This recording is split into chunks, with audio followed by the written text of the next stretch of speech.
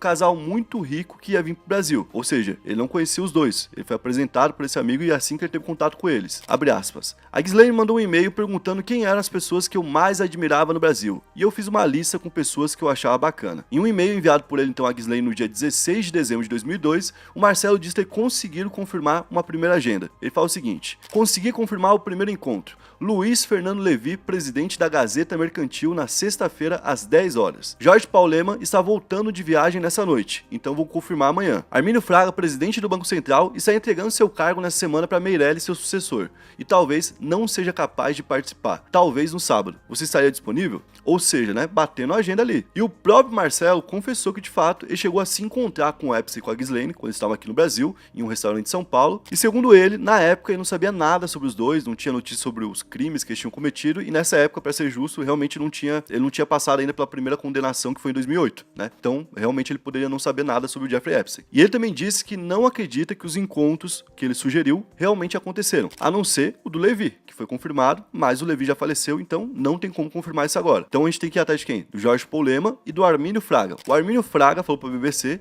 que não encontrou o Epstein e que nunca teve contato com ele. Inclusive, ele é citado, ele tá trocando de cargo agora, lá no Banco Central, talvez ele não consiga e tudo mais. Já o Jorge Paulema falou através da assessoria de imprensa e ele falou que nunca conheceu o Jeffrey Epstein. Por enquanto, a gente não tem confirmação se ele de fato teve com esses empresários. Agora, um outro empresário que ele teve contato bastante foi o ex-bilionário Ike Batista. O Ike Batista, inclusive, já chegou a ser o 7º homem mais rico do mundo e tinha contato com esse tipo de pessoa normalmente. Então, alguns e-mails foram trocados lá em 2012 entre o Epstein e um outro empresário, um empresário britânico chamado Ian Osborne. E tem um dos e-mails onde o Epstein fala que o Osborne seria a pessoa perfeita para poder fazer uma ponte entre ele e o Ike, mostrando que ele queria ter muito contato com o Ike. Em um outro e-mail, o Epstein fala que tá sabendo sobre os negócios do Ike, ou seja, que tá de olho em como o Ike tá trabalhando, e escreve para um executivo, que é o Sultan bin Sulayem, que a gente inclusive já falou aqui, que é o CEO do grupo de logística Deep World, que é um cara que trabalha com logística pro mundo todo e que poderia atender o Ike, por exemplo, trabalhando com petróleo, coisas do tipo. E ele mandou o seguinte e-mail: sei que Ike Batista abordou Hitson para uma parceria em um novo porto no Brasil.